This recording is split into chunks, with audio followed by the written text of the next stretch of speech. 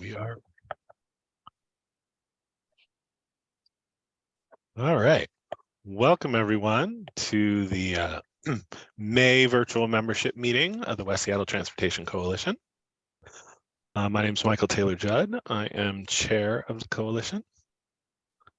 We have some great guests with us tonight, as always, but we will start out with a few bits of introductions and kind of meeting business. Tonight's agenda, after the introductions, we'll briefly pause to approve previous meeting minutes. Folks who are looking for our YouTube channel, it's not the easiest thing to remember, but this is the current link, and folks can also find on our Facebook page live videos are archived there as well. Then we will quickly move into a brief conversation with King County Metro about Trailhead Direct service, which just had the current season launch recently. And then we will pivot from that to a conversation with Sound Transit about the latest work and planning updates with West Seattle and Ballard link extensions. As soon as that wraps up, we will pause to do nominations and board elections because it's already that time of year again. We'll talk a little bit through old business with upcoming meetings for the rest of the year, July 27th, September 28th, and November. We'll have some new business and adjourn by 8:30, possibly before, and give people, I think we're almost up, I think we're at like 9:23 for sunset. So, if we get up by 8:23, you still have an hour to slip out and enjoy that sunlight. If you've not been with us before, the purpose of the West Seattle Peninsula is that we're, our West Seattle Transportation Coalition is that we're a peninsula-wide organization working to address transportation and commuting challenges for the nearly 100,000 people living and working on the West Seattle Peninsula. We do this by securing supporter residents, engaging elected officials at all levels, partnering with government agencies, as you see tonight with our speakers, as well as engaging with businesses, community organizations, neighborhood groups, and individuals, often helping our our government and community partners to educate and collect feedback. Our goals are affordable and equitable transportation options, particularly in historically underserved neighborhoods, a transportation network that moves people and goods in an environmentally sustainable manner, and investments in transportation infrastructure to match Seattle's growth. Our current legislative priorities for the year include continuing to support Sound Transit 3 with their planning, education, and outreach, continuing to monitor the Fauntleroy Ferry Terminal Trestle and Span replacement project planning. We're excited that the West Marginal Way Southwest protected bike lane has been constructed, and so we will be following up later this year with SDOT about how feedback is going and what data looks like there. We are still looking to reach out to King County Metro about some bus route planning at some point this year. And then, we've talked about the possibility of, do we start chatting with folks around West Seattle about what we think our priorities out here, anticipating planning for renewal of the Move Seattle levy, which should start next year in 2024. With that, I will direct people to the chat if folks want to provide their name, pronouns, any access needs this evening. We like to ask people what neighborhood they're from and usually have a fun question. So our question tonight, since we'll be speaking shortly about Trailhead Direct, is where is your favorite hiking spot? I'm sure our guests would hope that it's one of the locations that Trailhead Direct goes to so they can help you get there, but maybe you've got some other fun hidden spots you'd like to share with the folks here at the Coalition. If you'd like to be added to our email list and you didn't get the reminder this week about tonight's meeting, you can switch in the chat window to send a private chat message just to me, and I'll make sure to jot down your email address and we'll get you on the reminder list for next month. And with that, tonight's agenda, we'll move on to approving previous meeting minutes. Board members should have seen Kate's email with a link to minutes attached for March. Once again, I'll point out for folks, presumably a couple of guests who are here in person, if you're watching the recording, I'm going to assume you're either at that YouTube link or you're at the Facebook link. But those, once again, are the links to find our past meetings and guest recordings and things like that. I would entertain a motion from a board member to approve the previous meeting minutes. Michael, I move, this is Deb, I move to approve the previous meeting minutes. Thank you. Is there a second?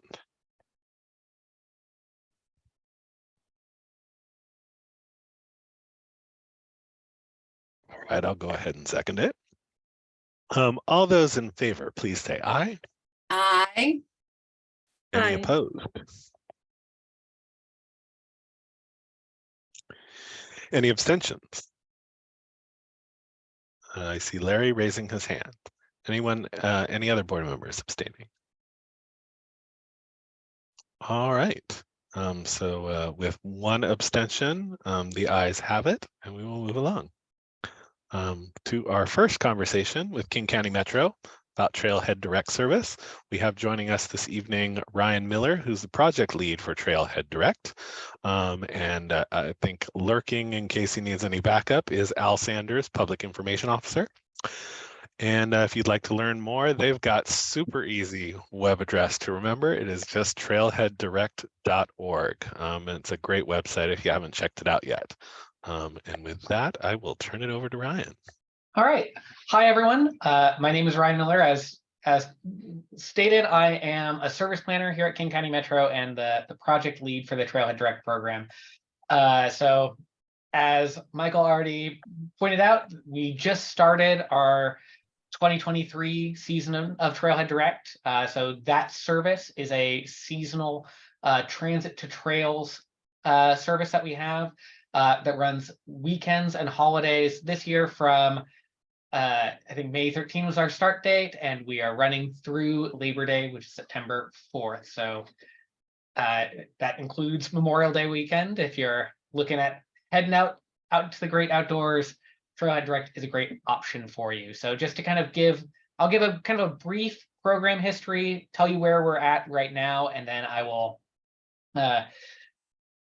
open things up for any questions or comments that you have about Trailhead Direct. A lot of the success of this program has come from listening to our community and learning from folks. So this is a great opportunity for us here. So Trailhead Direct started, the early planning for this started in late 2016, early 2017.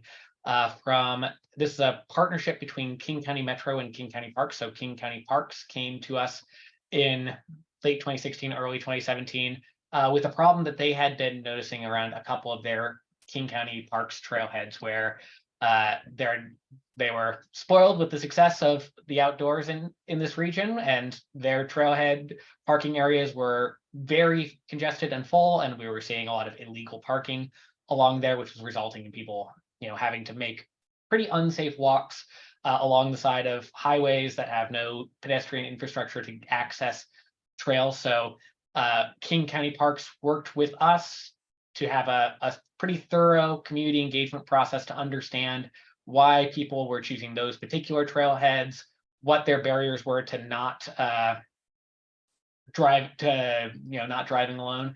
And one of the outcomes that came out of that was, boy, it would be great if we had some kind of transit option that would allow people to access trails. So in 2017, we had just wrapped up our community engagement in the late spring, and we were able to move at a very quick pace for King County Metro and try a about 3-month pilot in 2017, starting in August through October, for a single route that started in Issaquah, served a couple of those King County Parks trailheads, and we got a lot of great feedback. We re-engaged with the public, and one thing we learned from that short trial run is that people really wanted a more direct connection. It was great that we had this service available to them, but the connection from Seattle, which is where a lot of folks were coming from, out to Issaquah, which is where we started that one Trailhead Direct route, was not great on the weekends. So folks were looking for a more easy connection from those areas. So in 2018, working with the city of Seattle, we were able to extend that Issaquah route to a light rail station at Mount Baker, and we were able to, as part of that 2017 outreach, we asked people where they really wanted to be able to go, because one of the main things we've always heard about Trailhead Direct is that people want more of it. And so the main place that people asked for us to go was to Mount Si and Little Si. And so again, working with the city of Seattle, we thought, great, we have this one option in Mount Baker, we're going to connect. We also want to be able to connect into the denser neighborhoods of Seattle as well.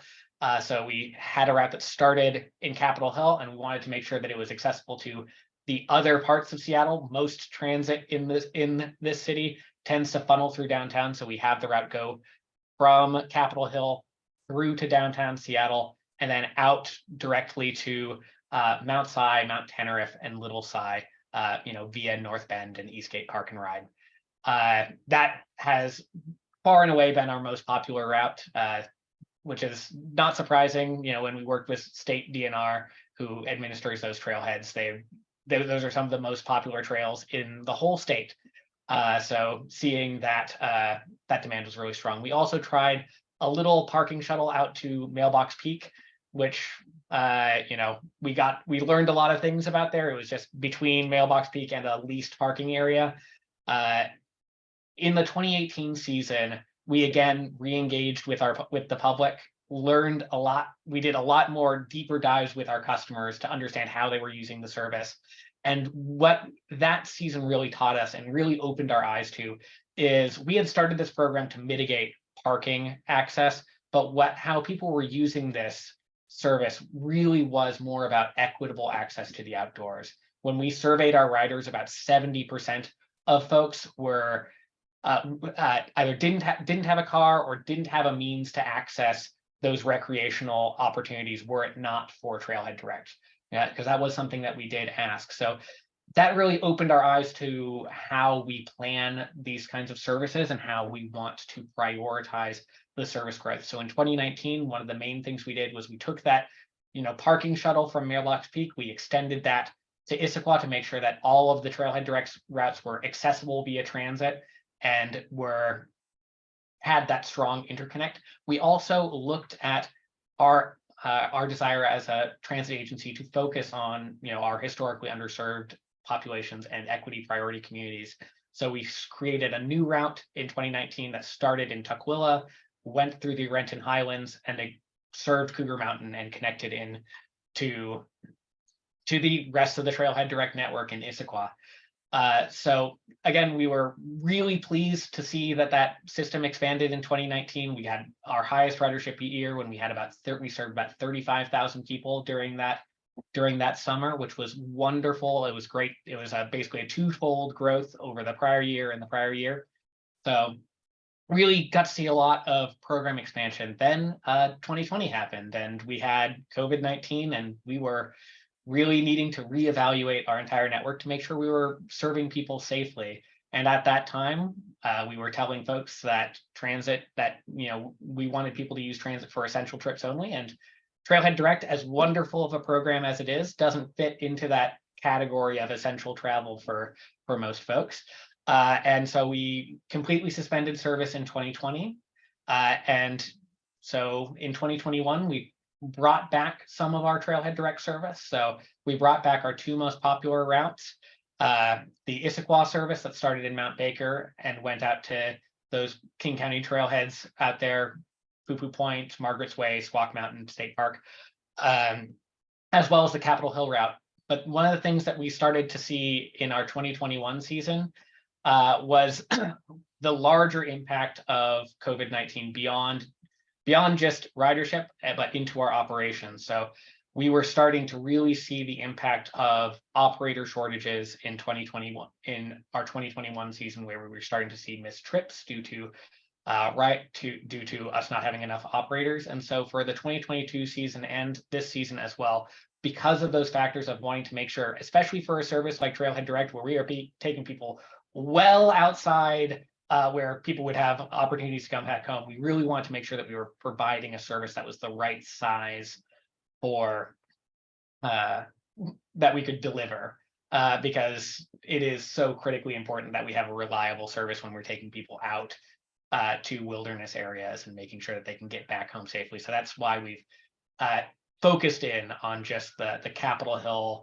through to Mount Si, Mount Tenerife. That's always been our highest ridership route. It also is the most connected into regional transit. So when we think about being able to serve people, in West Seattle, for example, it's a lot easier for folks to get from West Seattle to downtown Seattle than it is to get from, say, West Seattle to Mount Baker Light Rail Station, or from West Seattle to Tukwila. So we really want to focus, if we were going to operate only one route, we wanted to make sure that it was accessible to the entire region as possible as we were focusing forward. So that's where we're at for this season. We've come off to a pretty strong start. We've definitely had a lot of interest and in folks learning about this service, almost to the point where I was a little bit surprised at how, given that we've not changed anything from last year to this year, but I'm so excited to see the enthusiasm around Trailhead Direct. So I'm going to pause now. I've kind of given my quick history of Trailhead Direct, but I'm mostly here to listen to you all. If you've used the service, if you have comments about how you would like to see this service operated, or questions for me. Well, thank you. I'll give folks a moment to think about raising their hand if they want to ask the question themselves, or direct folks over to the chat. Something I didn't hear you mention yet, Ryan. How much does this service cost? Is there a premium charge because I'm going so far? If I've got a transit pass, can I just tap my Orca and ride? How's it going to work? Yeah, absolutely. That's a great question. And one of the key things when we were designing Trailhead Direct is that we want Trailhead Direct is transit. It doesn't cost any more than any other metro fare. You can pay using all the same methods. Your Orca card is going to work great. You're able to use Transit Go tickets. You're able to use cash if you so desire. All of those, your paper transfer if you had paid with cash on a different route. All of those are accepted fares for Trailhead Direct. Also, just like any other Metro bus, we have bike racks on all of our vehicles. So it is one of my favorite trips on Trailhead Direct. I'm a big cyclist myself. Is I will put my bike on the front of the Trailhead Direct vehicle, ride it out to North Bend, and hop onto my bike and ride up the Snoqualmie Valley Trail, which then becomes the John Wayne Pioneer Trail. And you can ride it up to the top of Snoqualmie Pass, ride through that really fun, dark tunnel for a couple miles. And if you so desired, go all the way out to Eastern Washington. I'm not that adventurous, but that is definitely an option for folks. And I've heard lots of folks who start bike packing kinds of trips via Trailhead Direct. Michael, if I can interject for a quick second, remember hikers 18 and under now ride for free because it is a transit service and the free youth transit program is part of that. Yes, and I have I call them ads, even though they're not paid for, but I have an ad about that in a short while in our meeting. But I see you dropped a link over there in the chat. Do you want to talk a little bit about that? The interest in Trailhead Direct is both national and international. The link that I put in is a piece from RTE, the RTE network in Dublin, that spoke to Ryan about people in Dublin trying to reach their hiking trails without need of a vehicle. Yep, and Trailhead Direct has been a model nationally and internationally for transit access to nature. It is basically, it is very common that I'm hearing from transit agencies around the country around wanting to do similar to what we've done for Trailhead Direct. It has really been a real model for how we can design these transportation services. And at a more broad level, the success of Trailhead Direct has also influenced how we make larger service planning decisions as well. We've seen how ridership is coming back on post-COVID, where we are seeing less of an emphasis on our commute travel. Our ridership has come back a lot more on evenings and weekends than it has during our peak commuter times. And that is showing that folks are using transit, that the trips that have been most essential for folks tend to be not necessarily their work trip. I know we are taking, park access and outdoor access into account as community assets when we plan transit service generally, as well as a factor for destinations that people want to access to. I'm not seeing any hands raised. So I will go ahead and ask another question. As much as I love that this can get folks who maybe don't have cars or young people or you know, or you just don't need to have the hassle of traffic or parking out to outlying areas. Have you given any consideration to looking at some of our sort of regional destinations within Metro service area that perhaps don't have like the most direct bus service? And really soon, like one of the things I really like about the Trailhead Direct is that it's seasonal. I wish Metro would consider doing more seasonal service. And so have you considered looking at, you know, a direct bus from like Capitol Hill Station to Discovery Park or to some of these other regional gems that we have? Yeah, like I said, you know, park access has become, like, we are factoring that into our overall transit planning picture. In terms of like direct service plans, you know, this leads into a larger question about you know, service growth at Metro and service recovery that, you know, I'm perhaps not the best speaker for as our Trailhead Direct planner, but it is. But you know, park access and these access to regional like recreational facilities is absolutely something we consider when we're restructuring transit service in a more general sense.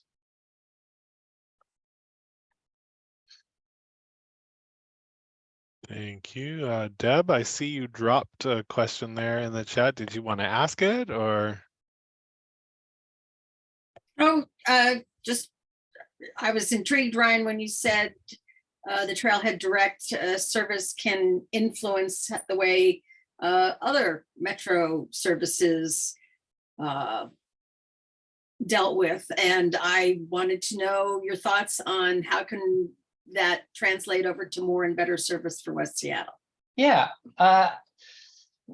thinking about how like the lessons from Trailhead Direct can be applied to, you know, larger Metro restructures really does come into how we're thinking about community destinations. So making sure that we're including parks and other outdoor recreation facilities. As you know, when I think about West Seattle, I think about like access to, say, like Lincoln Park, which is a phenomenal region, like a regional gem of a place that we want people to be able to access to. It already has really great access through the Rapid Ride C line, but making sure that we're accounting for the really great things that our transit service already does in our planning, and accounting for how we prioritize service growth and such is one factor of how it can influence. And another factor is like when we're thinking about larger service changes that, again, probably outside of the scope of my area of expertise, but it is one of that ensuring that we're looking after, you know, the diversity of trip types in how we design transit service, including park access, including other kinds of recreation, is really going to be a part of how we design transit service, and is part of, and has been influenced by the lessons we've learned from our partnership with King County Parks and through services like Trailhead Direct.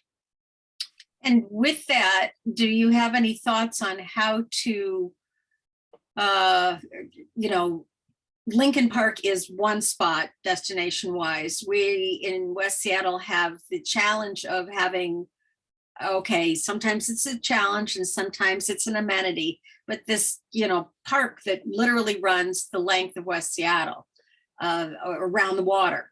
So, and a lot of that is not served by transit of any sort.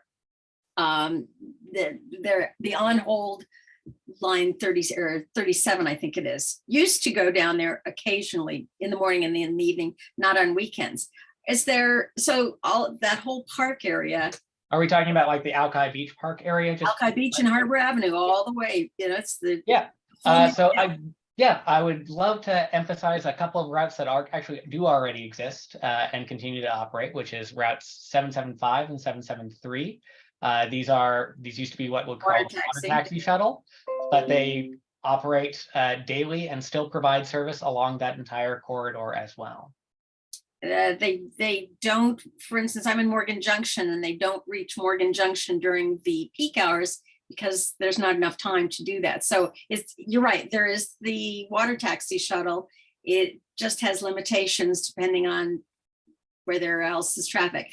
The 50 heads up Admiral Hill, the 37, which used to connect, doesn't. It's on long-term, well, it's probably on life support. Is that it? Do you know? I would say, we're looking at those routes as part of, larger service recovery planning efforts that are All right. yet to begin. But the Route 50 is a great example of a route that does provide frequent all-day service.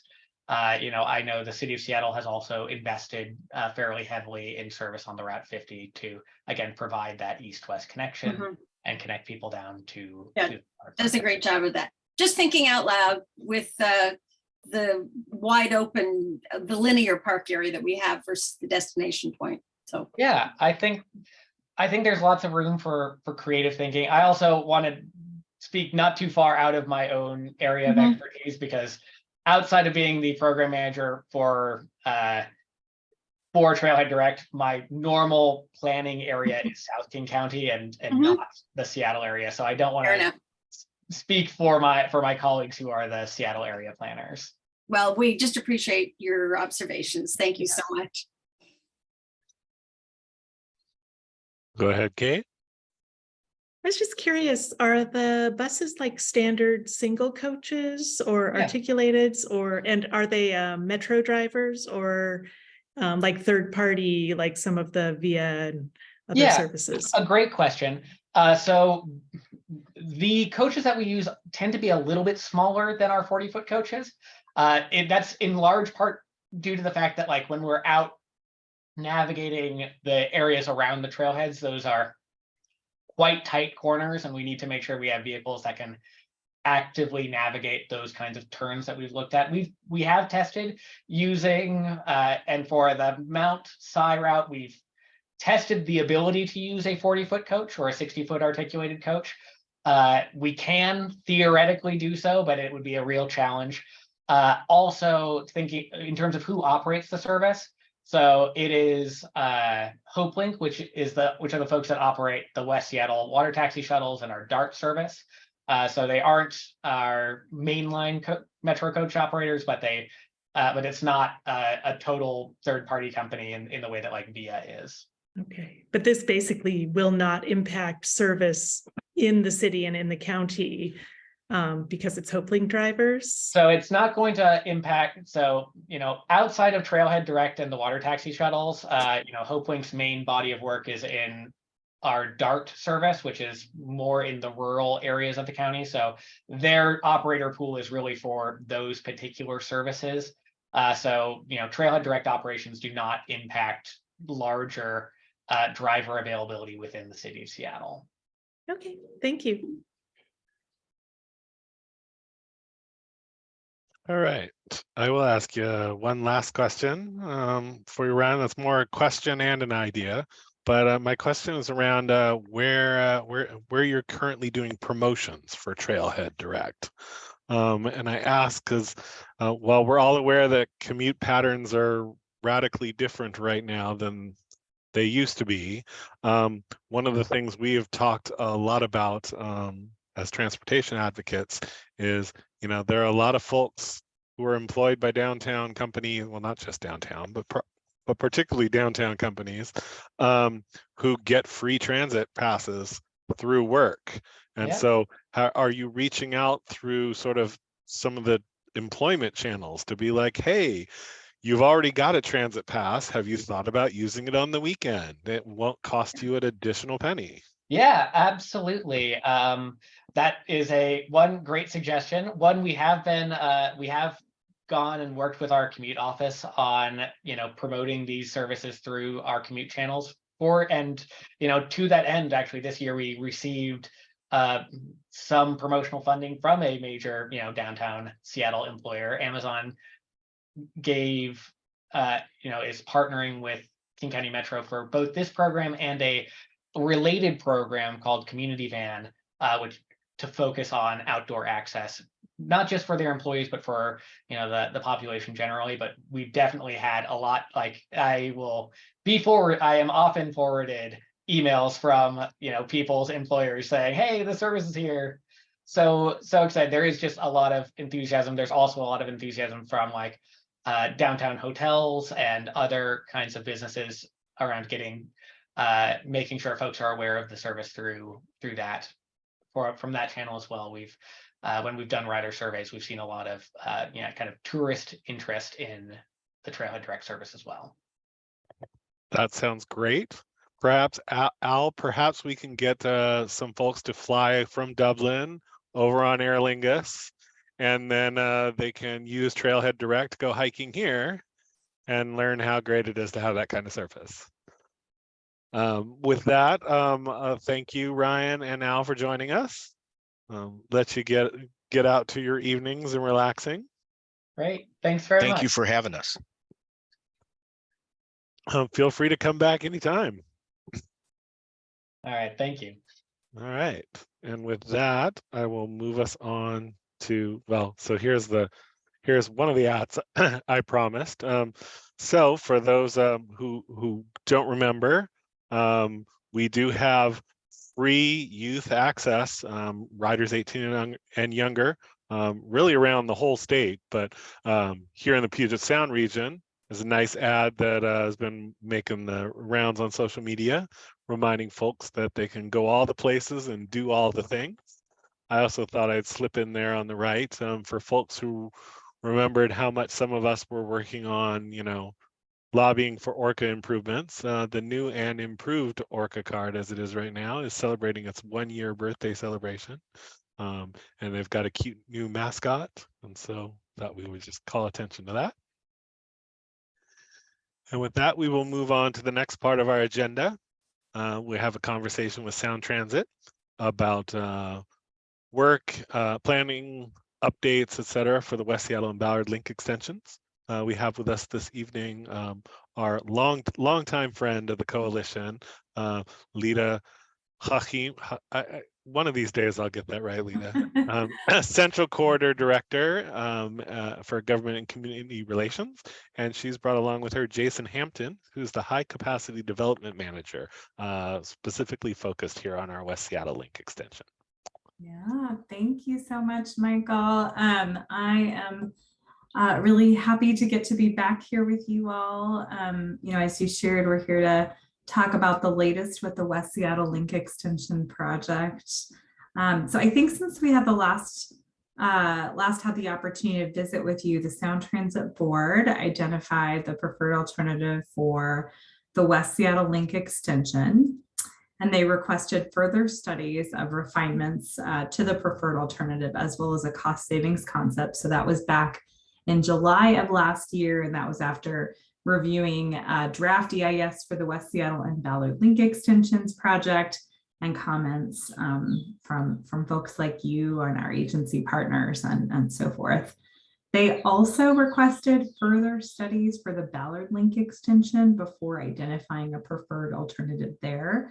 So then since July, so from about August to February, we were working on further studies. And in March of this year, the board identified a preferred alternative for the Ballard Link Extension. As you all know really well, the West Seattle Link Extension and the Ballard Link Extension are two separate projects that were part of the regional system expansion plan approved by voters in 2016. They both would be, they're separate lines and they'll be delivered on different timelines, but we were initially working on the same environmental review timeline. So they were both part of that West Seattle and Ballard Link Extensions draft EIS document that we published back in January of last year. However, given the delay in identifying a preferred alternative for the Ballard Link Extension and the additional environmental review that we will need to do based on the board action this past March, the two extensions are now effectively on different environmental review timelines. And so we've been trying to work with our federal partners to clarify the next steps for each extension. and how we will continue to proceed in this process. And we just got, some more information. And so this is very timely to get to be with you, just to give you this update. We're going to proceed directly to a final environmental impact statement for the West Seattle Link extension, and then expect to publish that final EIS next year in 2024. And then the refinements from the further studies work are also being incorporated into the West Seattle Link extension final environmental impact statement. And then meanwhile, a new draft EIS will be completed for the Ballard Link extension to reflect the recent action by the board. It will rely on and build upon all the work from the West Seattle and Ballard Link extensions draft EIS from January of last year, including all the scoping, the public outreach and feedback, the environmental analysis. So all of that will continue to stand. This will just build upon that to reflect that recent March board action. And we'll, update the document to reflect the preferred alternatives and the other alternatives and refinements that were in that action. For West Seattle, now we've got a little clarity and we're headed towards this final EIS in 2024. That'll inform our engagement, sort of next steps. We're still working on details, but we expect to be engaging more deeply with community around stations and design concepts for the project this fall. And of course, this will be alongside our city and other agency partners.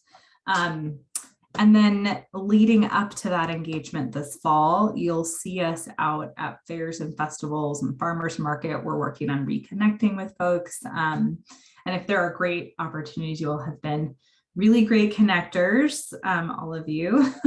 If there are connections you think are places that would be helpful to just get back out there, as you know, and you've been around for a while, a project that is on this kind of timeline, we get folks who have been there from day one, and then we get new folks coming in. And so we're just trying to be out there again, so that when we get to this bigger, engagement process this fall, that we are not new to folks and they get a chance to really meaningfully engage with us in that.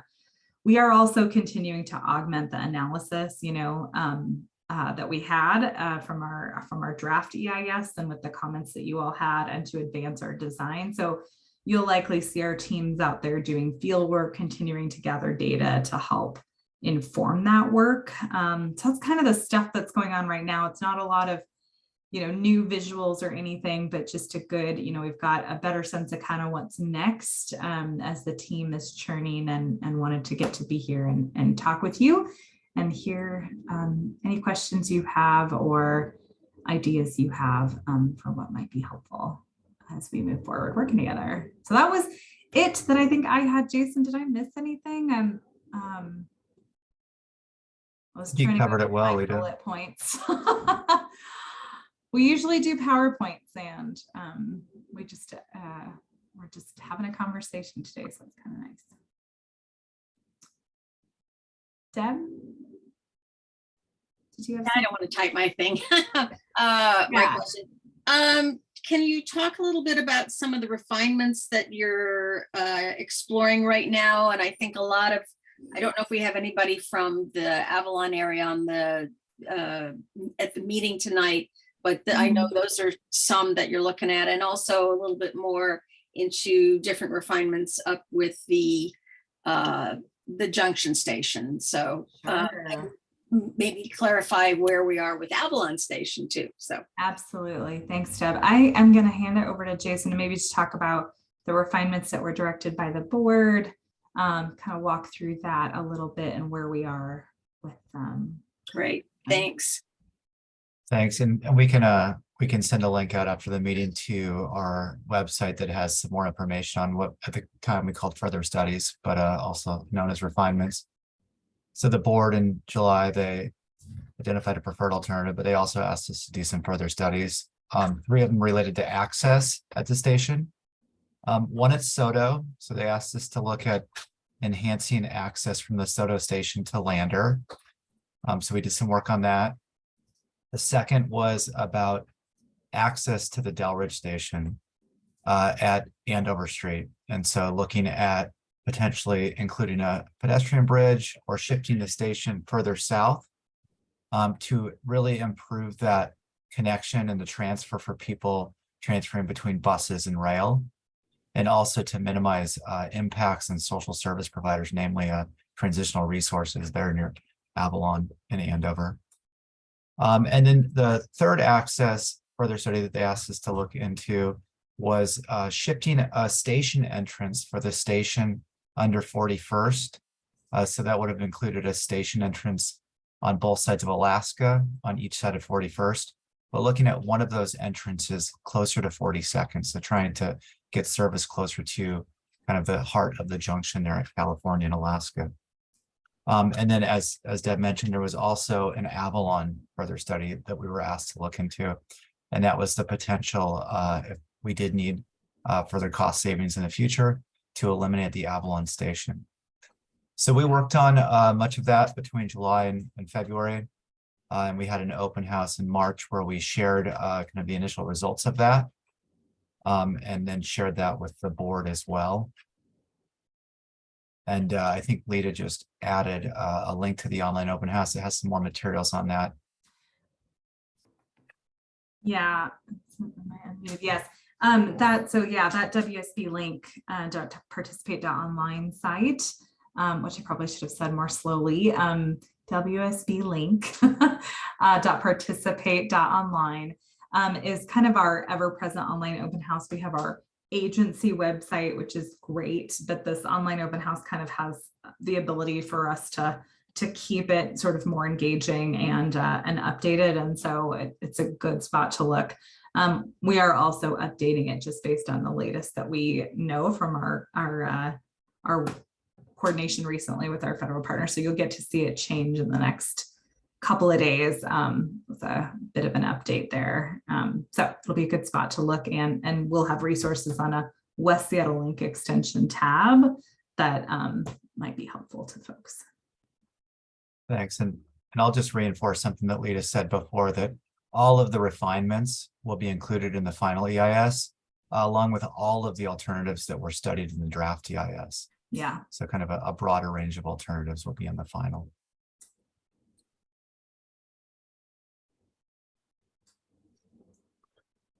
So Lita, can you talk a little bit more about, you said there's going to be sort of additional kind of station area planning.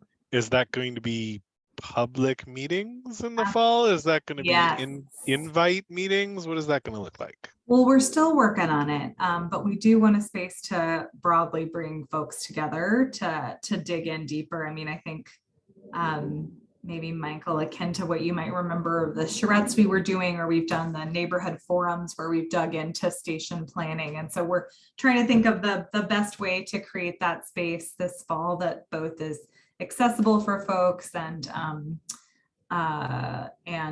open and welcoming. But, you know, we also recognize people might have different levels of detail they really want to get into. So we are trying to think that through. But yeah, it'll be a community engagement process that we're coordinating with our agency partners.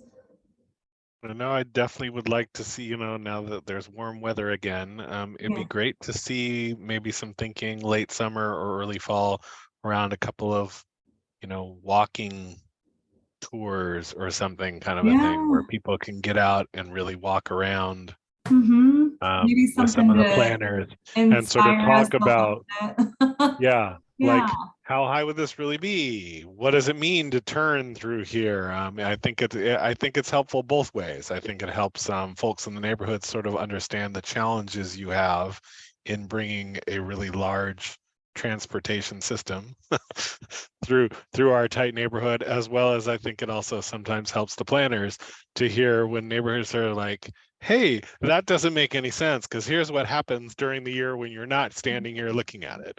And so I would really love to encourage you guys to look at some of that again as well. Yeah, thank you, Michael. Great suggestion. Kate, take it away. Yeah, I'm curious if you have a ballpark on when the Ballard portion might go into its final EIS and what impacts that has for West Seattle, because it seems to me that West Seattle's not going to make it directly to downtown until the Ballard portion gets completed. Yeah. Thanks for that question, Kate. So we're still working on the environmental timeline. So that part we don't quite have the answers to, but we can say, and we've just shared recently, that with the further studies delay, so we did an additional 10 months before we could identify a preferred alternative. And we think, just as an estimate, that the additional environmental review will add about a year. And so looking at that, you're adding almost, it's 22 months, almost 2 years onto the schedule. And so we had targeted to deliver the Ballard Link extension in 2037. The affordable date, just our, we had this realignment of our capital program based on resources. The affordable date was 2039 for the full Ballard extension, but 2037 is what we were targeting. But given this almost 2 years here delay, we're looking at 2039 now for Ballard. So that's news as well. And so that, certainly as West Seattle Extension, we're connecting in, not all the way into downtown quite then, that is a difference. So it's a good observation, Kate. And So that we're gonna have to be thinking about for that. Like that stub portion, where it might last a little bit longer than first estimated. Yeah. Okay. All right. Thank you. And I see a couple questions from Deb in the chat. So one is, what is an affordable date at this point? So that they're for West Seattle, it's 2032 is when we're projecting to open service or start service, and that's our target date and our affordable date. The realignment effort that happened, and it's hard to remember now because it was like during COVID. But we had, in response to escalating costs of construction and other pressure, we had to look at our whole capital program, and it was right. Affordable. So they went through, and there's different levers you could have for how you could address those constraints. And one of those levers might have been time, other things are scope, there's all those pieces. So they set new dates for some projects, affordable dates that we could definitely do, and then target dates that if we could find ways to either save costs or. And sometimes those dates are the same. Yes. And sometimes those dates are different. Yes. And for Ballard, I just hadn't heard that term, anyone use that term, affordable date. Yes. Yeah. Okay, thanks. And now we can just basically just say 2039 and 2032, and they're the same. Affordable and target is, there's no difference. All right, thanks. Yeah. And then I also had another question about, maybe I didn't get a chance to talk to you about this, but I talked to some of your colleagues. Thank you, I'm still curious. But go ahead. I see it in the chat. Sure. The Sound Transit Board, their final vote is occurring after the major elections of this fall, when City of Seattle and also King County Board will have many new members. And some of those, so with all the candidate forums and candidate goings on that are going to be coming up in these next months, what is Sound Transit doing to educate the various candidates on the West Seattle ballot, on the blink? Yeah, on the project. Blink, yeah. We have to be thoughtful about that a little bit. I mean, we certainly have lots and lots of information out there, and are very responsive if there are questions. But just as agency staff, we're not going to kind of get involved in any other sort of more, intentional or formal way necessarily. We do have time. I think the final EIS, Jason, it's not going to be at the beginning of 2024. We've got a little bit of time. So just as we have a whole process leading up to each of our actions, I mean, even though obviously we have board members who have been with the project for a long time, every few months there's big changes in a way, right? Or every year. So we really do have to go out on the ground with them. They really value hearing from their constituents or community, our West Seattle Link Extension community directly, because these refinements or tweaks or the additional information we get, you really kind of get out there on the ground, and that really helps you. So doing things like tours, definitely sharing information as we go, connecting with you all. These are all really helpful things for whoever's new on our board, and it's going to be really important next year, early next year. Yeah, absolutely. Thanks, Deb, for thinking about it. I want to touch back on the subject Kate raised. Mm-hmm. What are you like, just to sort of highlight some of the things that we're hearing out here? I've definitely seen a lot of confusion still around the stub, where there are folks who think like that's the only thing, or like that's the end. That West Seattle is being built as a stub line. And so I know, I think a few of our other board members, maybe not people who are here this evening, but I think a few of us have been out sometimes on social media or in some, or even on the blog, kind of pointing out to folks like, no, that's just a temporary thing. Like, we're not sure how long, but at some point, the intention, the planning intention is that you continue into downtown from West Seattle, that it's not very important. Not even just to downtown, but to Everett eventually. And so just wanting to kind of highlight, like, if that's something to emphasize this summer with the maps when you're out, or just making sure that there's still a lot of confusion around that point. Although we're very excited to, if it means we get some service earlier, we're at least I know the coalition, we've said stub's great if it's only temporary. So yeah, but that's something to be aware of. I see a hand there from I'm hoping it's Gaetano. Can I jump in there, Michael, on that? Oh, sorry, go ahead, Gaetano. I can circle back. This is a different topic if you just wanted to talk. Yeah, I just want to hit on one thing real quick. We've definitely, heard people that weren't completely sure about the way that would eventually connect all the way up to Mariner.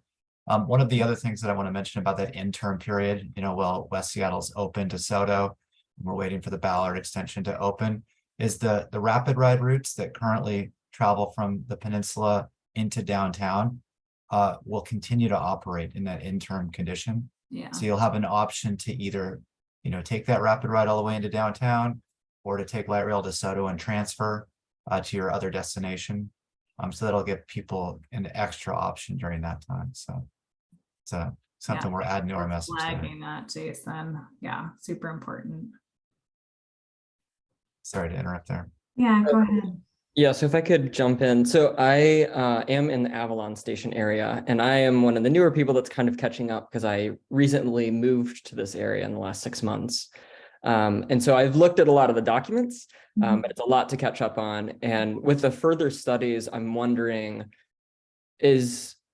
what are the criteria that they're using, that the board is using to make the final decision? Like, I know that they were making the study originally for Avalon to look at cost savings, but they also talk about like the amount of like the walk shed, right, around the station. How long is it going to take? It'll take longer if we eliminate the Avalon station. There's some other considerations for like how you would change the tunnel and how that would connect Delridge to the junction station. So I was wondering if you could just say a little bit more about how the final decision might be made and like what the important criteria are, or if they're all important. I'm just trying to catch up. Yeah, no, thank you. And I'll give just like a very high level process. And what I'm going to do is kick it to Jason to just explain all the different ways that we're going to analyze that idea. So, we analyze a range of different criteria or topic. Like our environmental impact statement has a number of measures and things we look at from a transportation perspective, from a social, and community perspective, from a built environment perspective. And so all of those things are there. And certainly things like cost and constructability and all of that are shared with our board. Public comment and public feedback is also really important. So it's not like any of those criteria or measures or anything like that are weighted. It really depends, right? It depends on the place, what might really rise.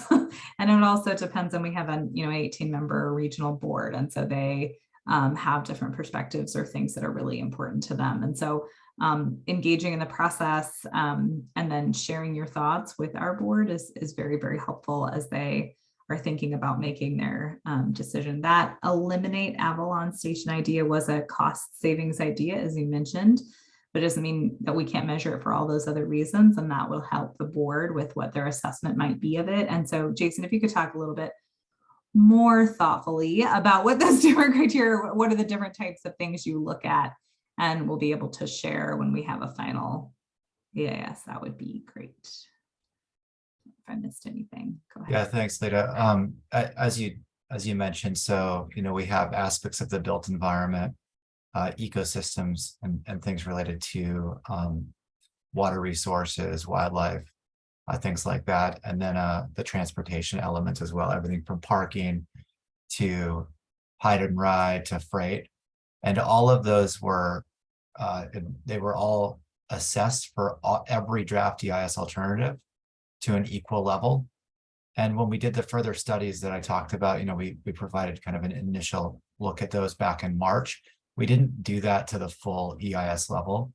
So now that everything is going to be in the final EIS, we'll bring all of those further studies or refinements up to the same level of evaluation. So you'll get a really good comparison of those refinements compared to what was in the draft EIS and what will be in the final EIS as well. So and there's like 28 categories or something like that, that goes into all of those, economics and navigation, all of those things.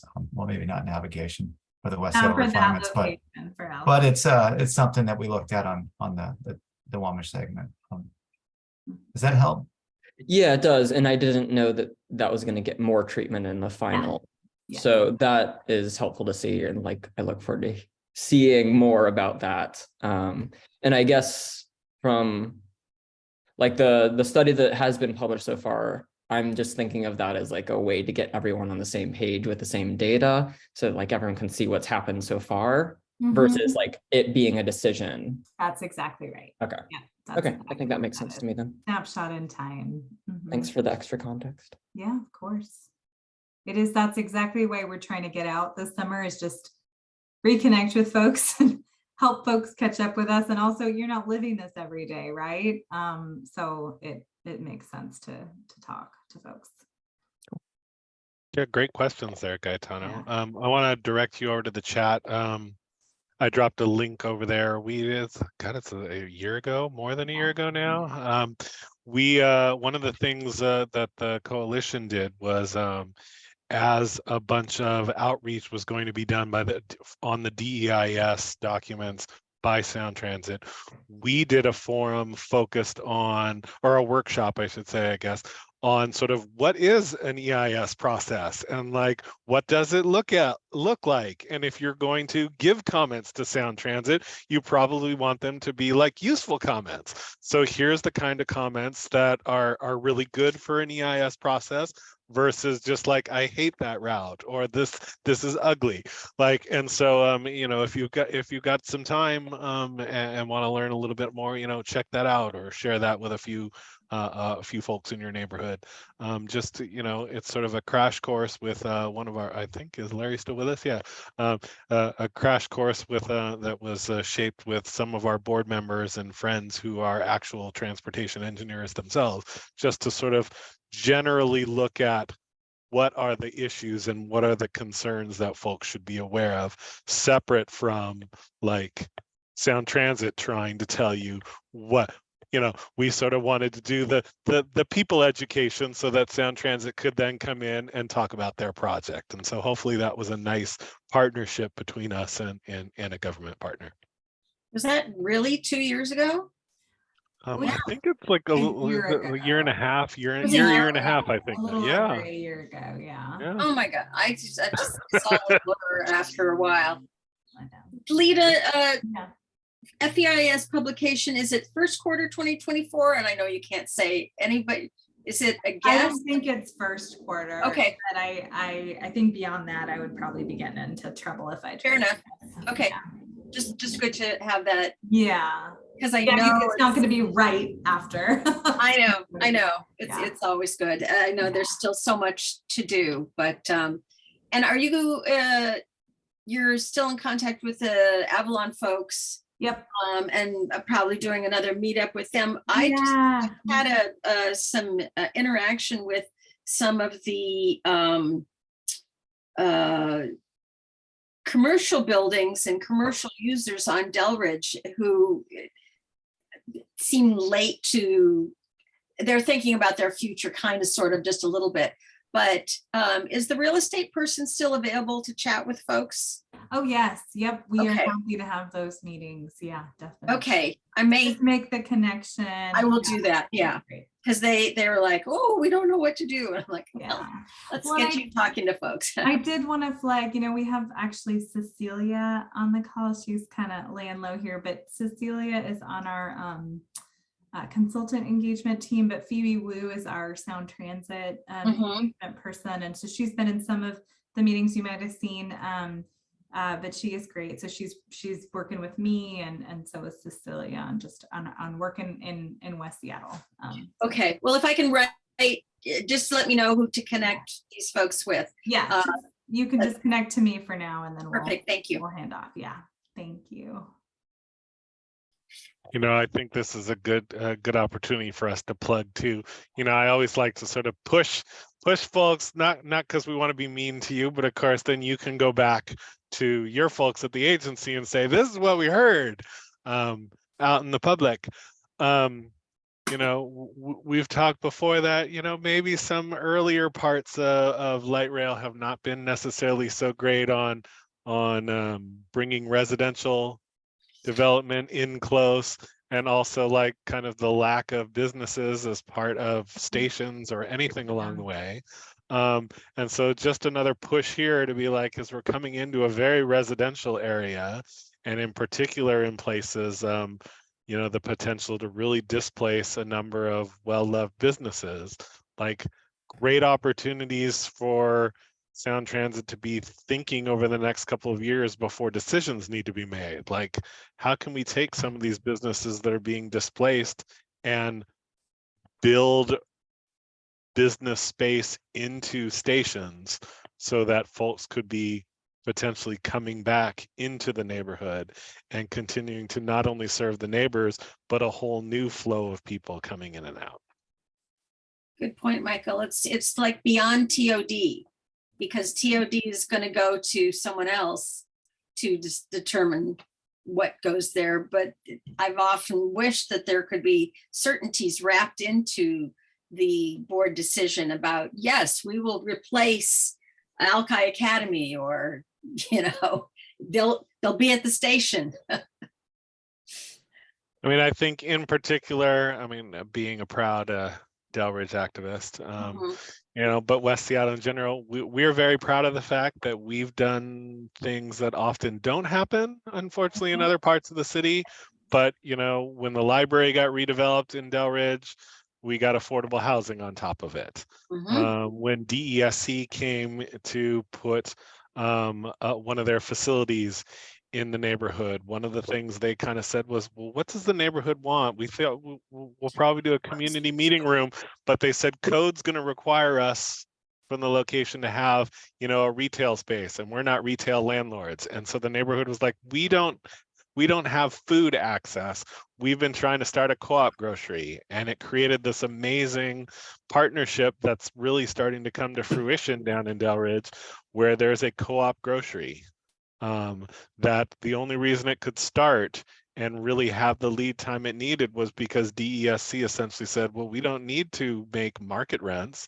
So they worked out a whole, development agreement for how that co-op can grow into a successful business before it has to give back to DESC. So we love innovative ideas over here in West Seattle, and would love to engage in them with Sound Transit if Sound Transit is interested. Absolutely. Oh, thank you. We've always appreciated just how engaged, roll up sleeves, vision, there's certainly a lot of energy for that, and we need that.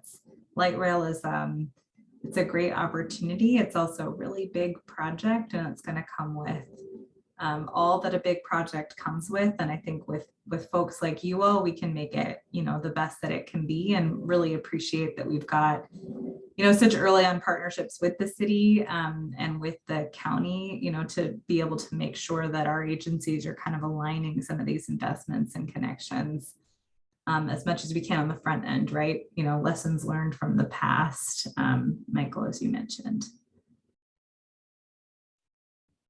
All right. Do we have any other questions?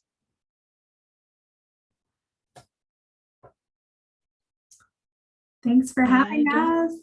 Oh, did you have something? Okay. Nope, I was just saying I Oh. didn't see anybody in the Oh. chat. Yeah. Sorry, I had a quick question. Oh, sure, yeah. I've heard people mention that Avalon team a few times.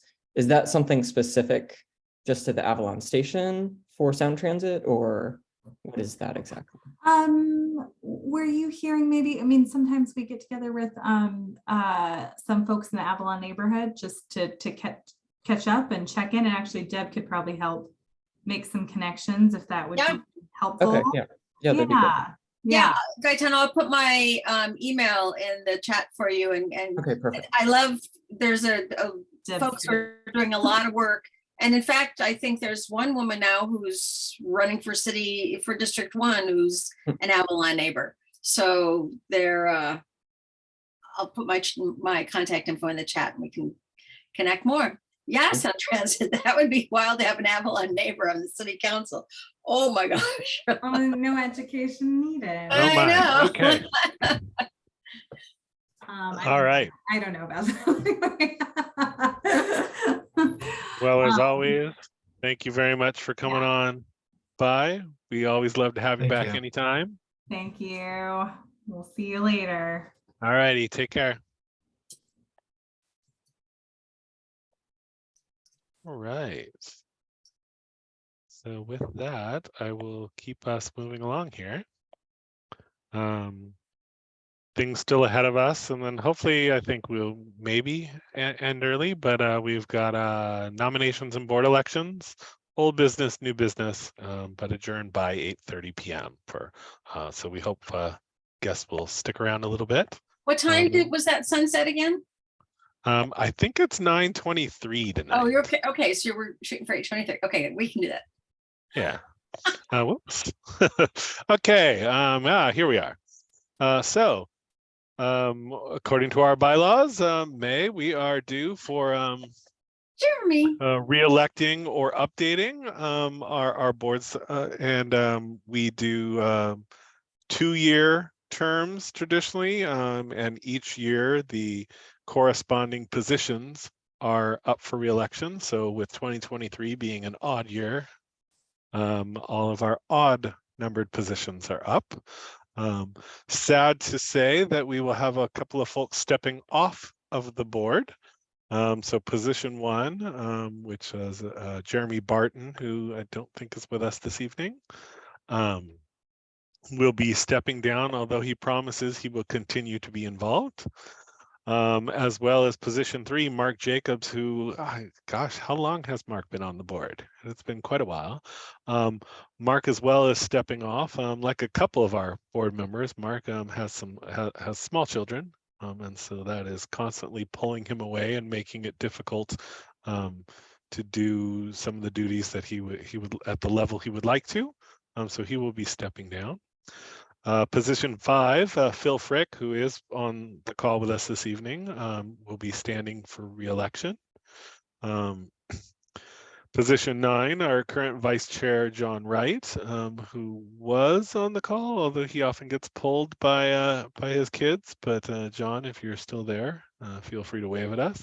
And position 11, Larry Weimer, who is with us, and I see on camera there. I would open the floor for any, so first I would move to re-elect Phil Frick for position 5, John Wright for position 9, and Larry Weimer for position 11. Second, this is Deb. All right, thank you, Deb. And then I will open the floor if anyone has other nominations that they were planning on making this evening.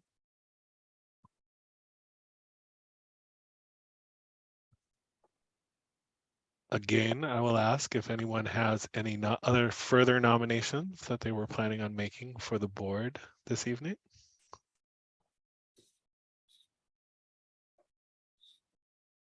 And then I will ask one more time if anyone has any nominations or additional comments, questions they were looking to make this evening. Hearing none, then I would call a vote on the slate to re-elect positions 5, 9, and 11. All those in favor, please say aye. Aye. Aye. Aye. Any opposed? Any abstentions? All right. And position numbers are somewhat irrelevant, so it doesn't matter that like position 1 happens to be empty. I will note that we have 3 vacant odd positions. So if folks do have ideas for additional people to recruit, but there is no requirement that we fill all 11 positions on the board. So that is fine, but just a reminder that we're always happy to welcome new people and new perspectives. So feel free to recommend people, ask folks to, we'd love to have people join us for next month's board meeting if they want to learn more, etc. And then I thought I briefly saw a hand go up. Maybe not, maybe that was my imagination. All right. This is Larry. I'll go ahead and add real Sure. quick that I know Deb and I will be having a meeting here soon with D1CN. And obviously with D1CN, we have a lot of people throughout the community. So I'll go ahead and talk to Deb, but maybe we can go ahead and make an announcement that, you know, the West Seattle Transportation Coalition, maybe a few words about us. And that's, we have some open board positions. If there's anybody that has an interest in transportation, et cetera, et cetera, et cetera. And see if we can get anything going there. And I don't know, Deb, have any of the Avalon folks ever expressed interest, or are they like to sort of control their own destiny? I don't think it's been brought to their attention, quite frankly. And I know a lot of them are working folks and tracking a whole lot of stuff. So it's definitely something that I'll bring to their attention again when I'm on their email trails. So I'll mention that to them.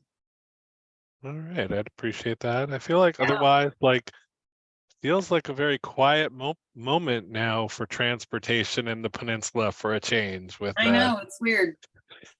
All these projects either reopened or completed or in some sort of long gestation. I'm not sure I remember the last time it's been quite this quiet. So I feel like other than that neighborhood, there's not a whole lot of folks too concerned about anything happening right now.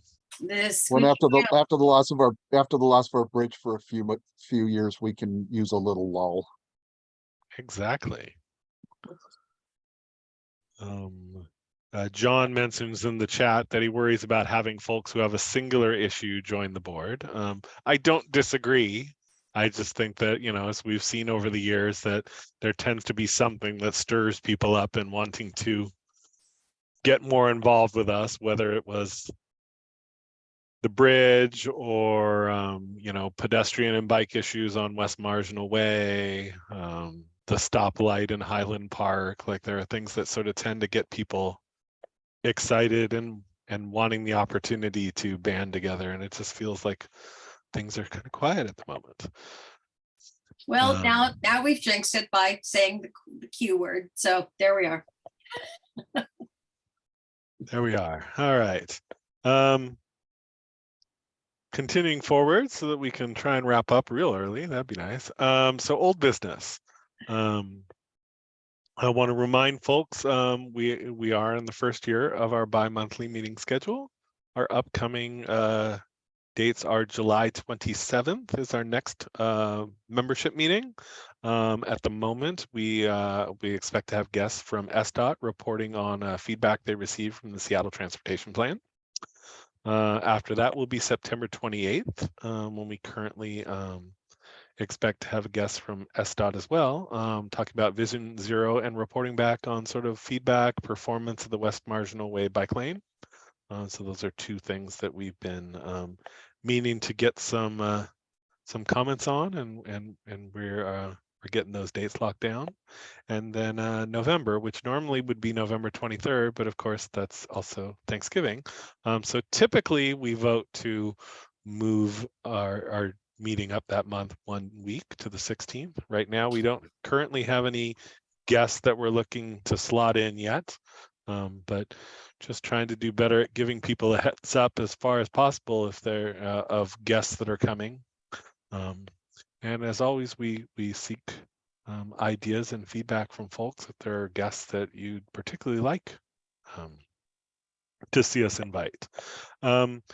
We are still interested in launching hybrid meetings. There has been a discussion amongst the board on whether Aegis Living, which up in Admiral, which generously offered to let us use space, whether that's really an ideal location to do hybrid meetings. So if folks have ideas for other areas, we are definitely entertaining that. And we continue to kind of have an idea about possibly partnering with the West Seattle Chamber of Commerce or other groups on trying to really push for some kind of visioning about what bus service might look like here in West Seattle in the future. And that was all I had for old business, unless I missed something. And then I also left on, I guess it's technically it's old business since we talked about it last time, but I've left it under new business. We are still looking to put together a candidate questionnaire for D1 City Council candidates. So if folks have ideas for questions, they are welcome to send us an email at info@westseattletc.org. Speaking of candidates and questions and things like that, I realized that I forgot to neglect, or I neglected to add a little slide in. I wanted to highlight the upcoming West Seattle blog forum with D1 City Council candidates. If Tracy is still on the call, or if Deb or Larry, it's June 6th. June yes? 6th at Our Lady of Guadalupe. I was just looking at.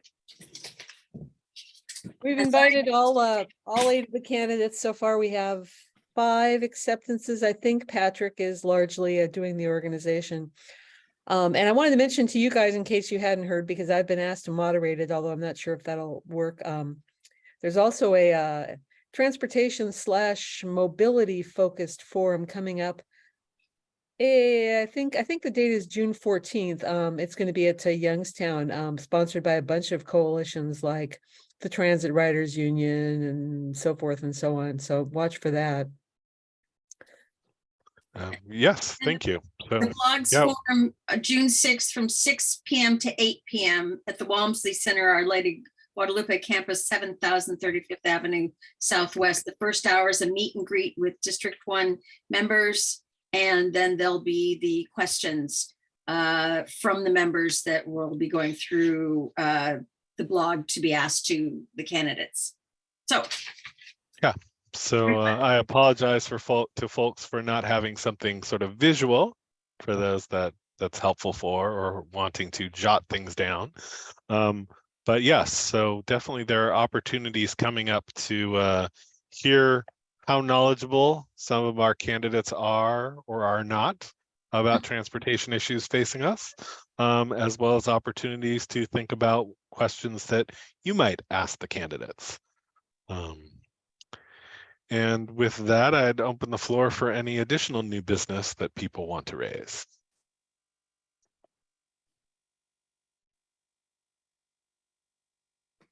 Is that a hand, Deb? it is. Yeah. Just saying, since, gosh, it's less than a month, the Morgan Junction Community Festival will be happening on Sunday, June 18th. And I can't believe it's less than a month. And that's from 1 to 4 p.m. at Morgan Junction Park in lovely Morgan Junction. And we have 3 performers, and I have actually I've requested, I'm going to still need to nag him a bit to see if it happens. One of our performers is Mikey, the rad scientist. Our second performance group is the potholes. And I'm really hoping that Greg Spots will be able to introduce them. I don't know if it's going to work, but a girl can hope. A president can hope. And then we'll be followed with Gary Benson. And so again, that's Father's Day, Sunday, June 18th, from 1 to 4 p.m. at Morgan Junction Park in lovely West Seattle. Thank you.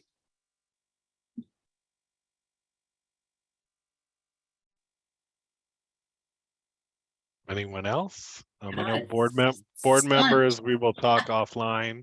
A couple of folks have asked, are we going to do something in person and fun, maybe potlucky again this summer? And I certainly think yes. So we will talk about that offline. Anything additional? Actually, Michael, I had a question. Do you know if there's going to be a Delridge Day or days this year? The easy answer is no. We decided, normally we would have kicked off sort of right after the new year. And we kind of were at the time just like, no, there's just not, we did not have the capacity to really wrap our minds around it. But funny you should ask. I will actually be, a bunch of us will be having breakfast on Memorial Day and talking about that very subject, about like, maybe we need to do something. So I don't think there's going to be anything close to a festival for a number. There's a number of different, it's not just like capacity, and it's not just sort of COVID wreaking havoc with anything, but it's also just that, you know, kind of COVID happened right at a time where, you know, we used to do things very much in partnership with the police foundation and you know, and police department. In fact, actually here in Southwest, we actually served as the Southwest Precinct Picnic for several years. Was essentially part of Delridge Day. And so that seemed very, you know, after the protest there in 2020, well, what are we going to do? Because the festival needs to look different in light of that. And then COVID kind of put the end to that. You know, a few of our other partnerships, I mean, Delridge Day was essentially, I used to say sometimes that one of the reasons a small group of people kept it going was because it was essentially like 4 or 5 events that all just agreed to happen at the same time next to each other in the same space. And so there's just a few of those sort of things that aren't happening anymore or are not happening in the same way. But a few of us are getting together on Monday to really talk about like, well, there's interest in having some of that. What might that look like? What might we do this year? How would we get some, you know, there's been a lot of turnover in the neighborhood, and unfortunately we're losing a lot of our leaders who helped build the neighborhood, either literally losing them or just kind of retiring, moving on, moving out of the neighborhood, etc. Big loss in the neighborhood. You know, he's alive, I should say. But you know, just on Wednesday, Steve Daschle retired as executive director at Southwest Youth and Family Services, which is, you know, longtime, you know, community leader here in West Seattle, and especially in Delridge. Like I mean, he's always been there the entire time. 40 years, 30 years, yeah. You know, and you know, he really helped set up Southwest as a fiscal sponsor for Delridge Day, as well as a number of other groups.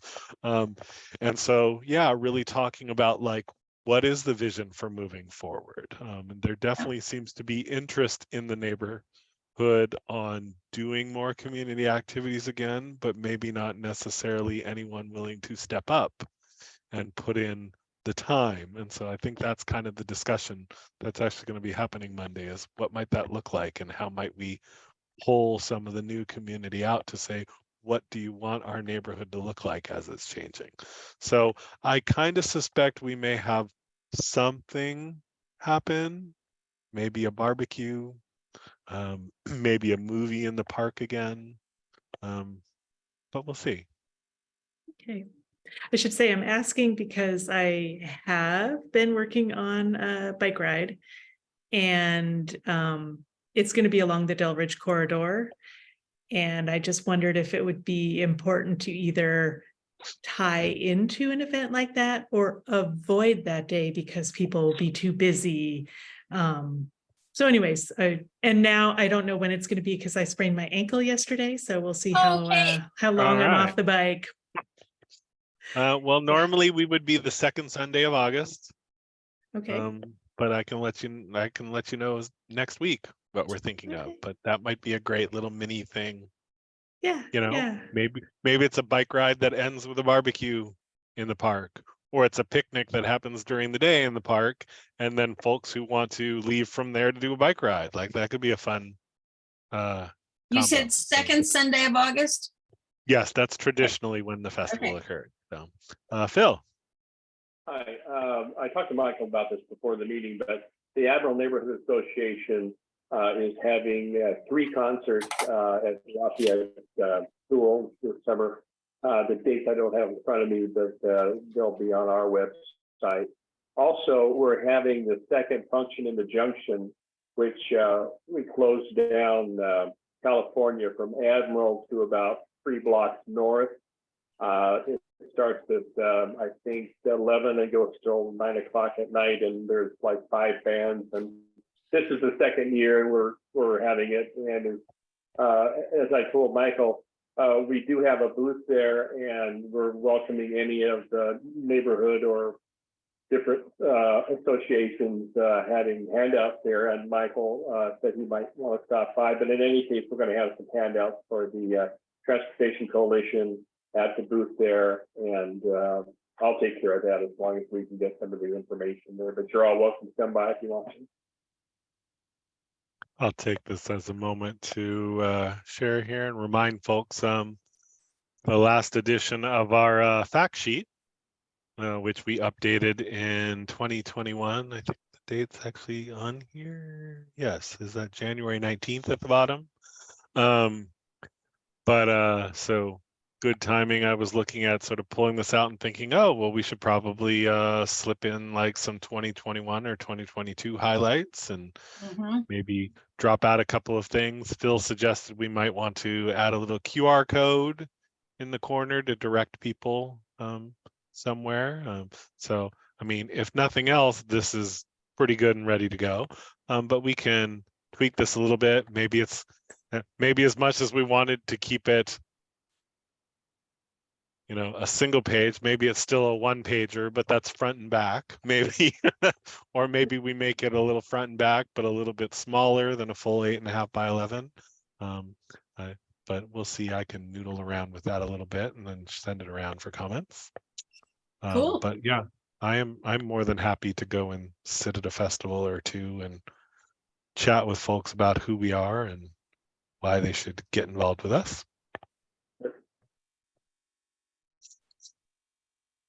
Great. All right. Any other new business?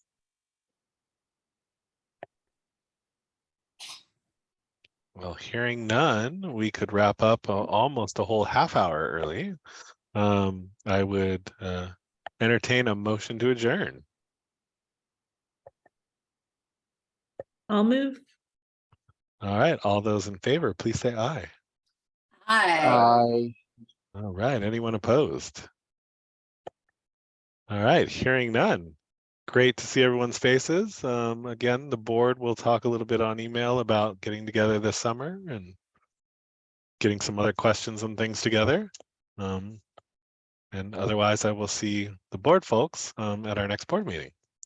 And I'll see you all soon. Yes. Bye, Bye-bye. everybody. Get out and enjoy Good the night. sun.